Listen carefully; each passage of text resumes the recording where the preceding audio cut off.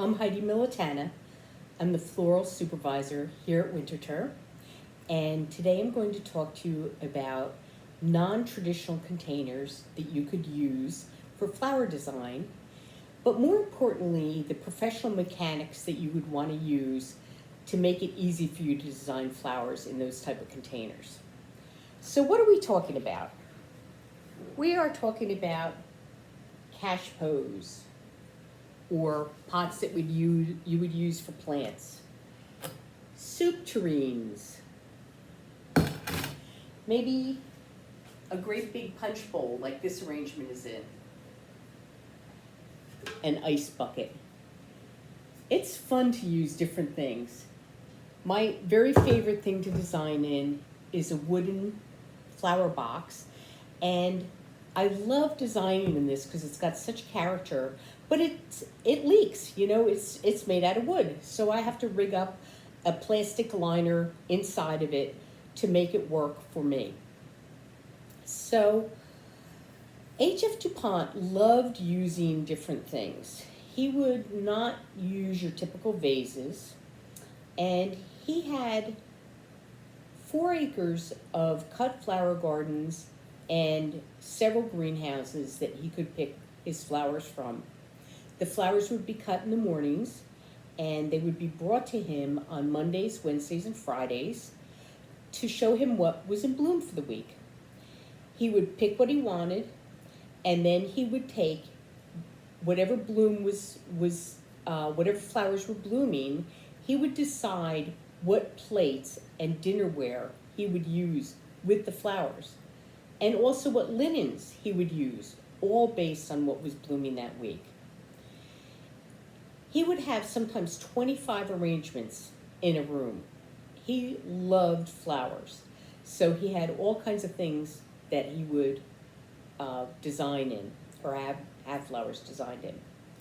We are in the original flower room here at Winterthur, and I love this. There's so much history here, and every time I'm in here, it gives me a thrill to know that there were a lot of people that came before me to design flowers here.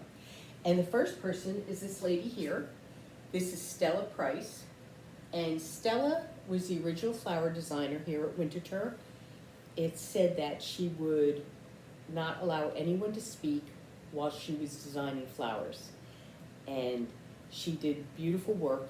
H.F. DuPont loved what she did. So let's talk about some of the non-traditional containers and the mechanics that you can use. I'm going to start with something fairly simple. You may be familiar with it, and it is tape set in a grid. So you use this cellophane tape, Oasis tape. It's waterproof. We use clear a lot, but you could use green. And you tape it in a grid pattern. And this holds your flowers in very loosely. It's nothing that's very stuffy, and this mechanic just disappears. You don't see it. 2 little hints with this type of design. One is this bowl, or whatever you're using, has to be completely dry. The tape won't stick on anything that is not completely dry. And the other thing is, when you're done laying your grid, you want to take a piece of tape and go around the outside so you catch all the ends of that grid. Believe me, I've made a lot of mistakes with this, not doing the circling around, and I always regret it. It's not good. I know you're aware of what Oasis is. Oasis is the green floral foam, but there's a couple types of Oasis that you may not be familiar with. One type is called Designer Block. This is Designer Block. It's a great big block of Oasis. And you would use it in something like this that is a big opening. And you could cut the designer block to fit this so that it doesn't come out. And this is particularly important when you use something that has a gold rim on it. When you use a gold rim, you can't use Oasis tape to go across it. You know, usually with Oasis, you would use a waterproof tape like that tape I just showed you, except in green, to go across it, but you can't do that with anything that's gold. Another really great product that is new to Oasis is Black Oasis. I love, love, love this. It's so great. So Black Oasis you would use when you had something that you wanted the Oasis to just disappear and not show. I used it in these little containers. They're a little black container, and you can see the Black Oasis is in here. And this was a woodland arrangement that I did for one of my classes, and it was very light and airy and whimsical. And I didn't want the mechanics to show, so I didn't want the mechanics to show, and I didn't want this just stuffed with flowers. So this was a really great solution to that. Another one that you might have seen before that is in this little bowl is called a Kenzan, or a frog.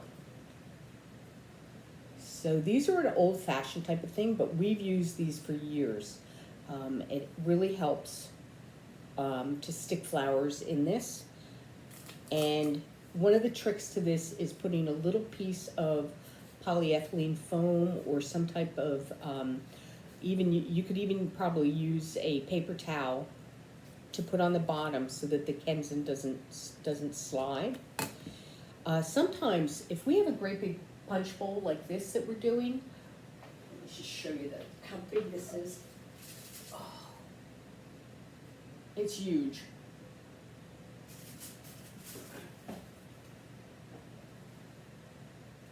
And if we can't put any tape on it, or not tape on it, if we can't put an Oasis in it, which probably wouldn't work real great because that takes a lot of stems. We use a great big Kenzan, bigger than this even, and then we'll tape it also. We'll put the cellophane tape around it. So we have two mechanics. We have the Kenzan that the flowers go into, but because the bowl is so wide and open, we also tape it in a grid.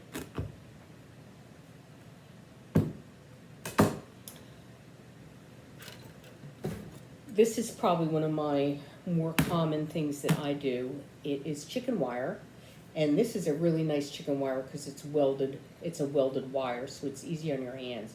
You can use regular chicken wire, it's fine. But I'm very particular about how my chicken wire goes in. This is great because it's not going to come out of there, and this has gold around it, so you can't put the tape on it. So this really has to fit in here well. I like to have it so that the chicken wire holes overlap one another. That will make it so that when you put smaller stems in, that they stay really tight in there. If I'm using something like sunflowers that have a really thick stem, I might not do that, but most times I put it so that there is multiple layers that the stems have to go through to really hold them. The other thing you really need to think about is how high up off the vase you want to go with this. You don't want it down in the vase, you don't want it sliding around, you don't want it at the lip, you want it just slightly above, because that will allow you to put some flowers in coming straight out, and that's that you want to do that. That's great. One of the newest things that's come out in the last, I don't know, maybe 5 years, are these plastic mesh pillows. These come in different sizes, different shapes. They're very rigid, so they can really hold flowers. And you put these on whatever container you're using, and then you use Oasis tape, the green Oasis tape, to hold this. They don't come together like this. They come separate, and you can use them separately. You can use just, say, the top part of this if you have thick stems, but I almost always use them like this. They're really great. I've really come to love them. I use them in wedding bouquets too. They're really great. Another thing you can use if you have something that's clear and you want to have something inside of it that holds the flowers is wire. So wire comes in various colors, various sizes, various shapes. There's a flat wire that you can use.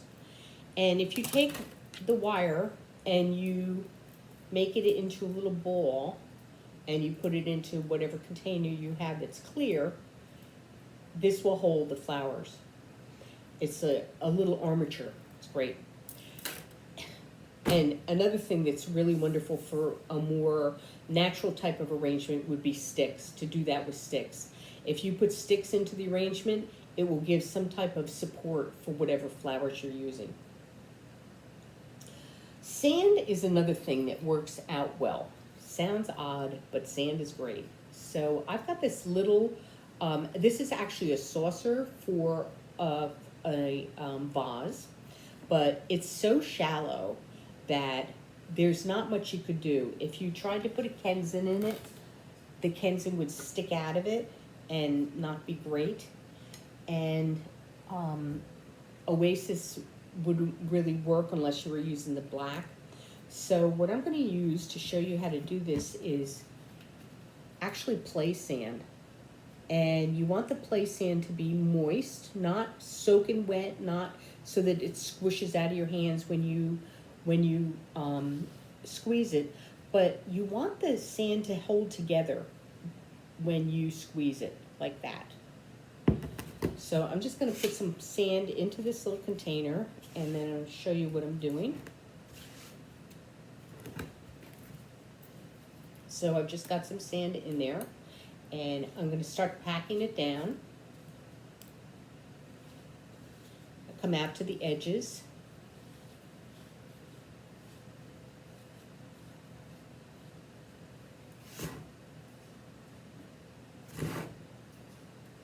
And I'm going to make a little mound at the top. Continuing to pack, pack, pack. And you will be surprised at how well this holds flowers in it. And it's so unobtrusive, you'll never realize that that's, you know, a mechanic in something like that.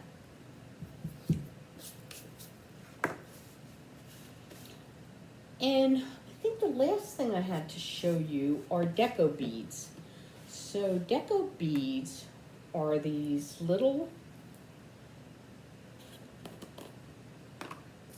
tiny, I'll try and show these to you, really tiny beads when they're dry.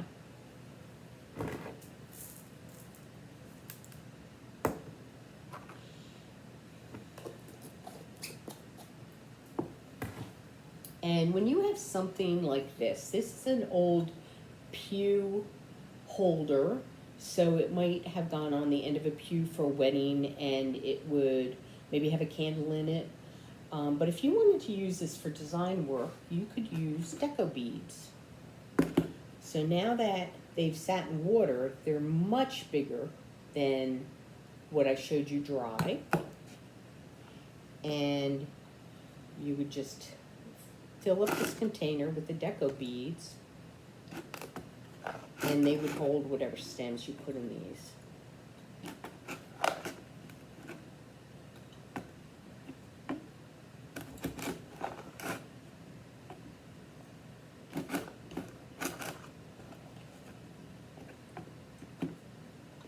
And that is a very nice look that you would barely ever see that. And it would hide your stems, but not be anything that you would say, oh my goodness, what is going on in that container?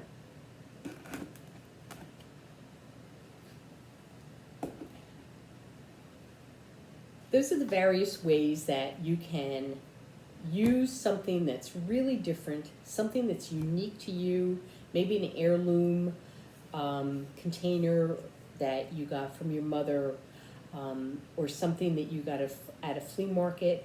I'm always on the scout for things that are different to design in because I get bored easily. So I hope I've taught you something today that will make you think that you can design in just about anything. And if you have any questions, email me or call me, and I'd be happy to talk to you further about it. Thank you.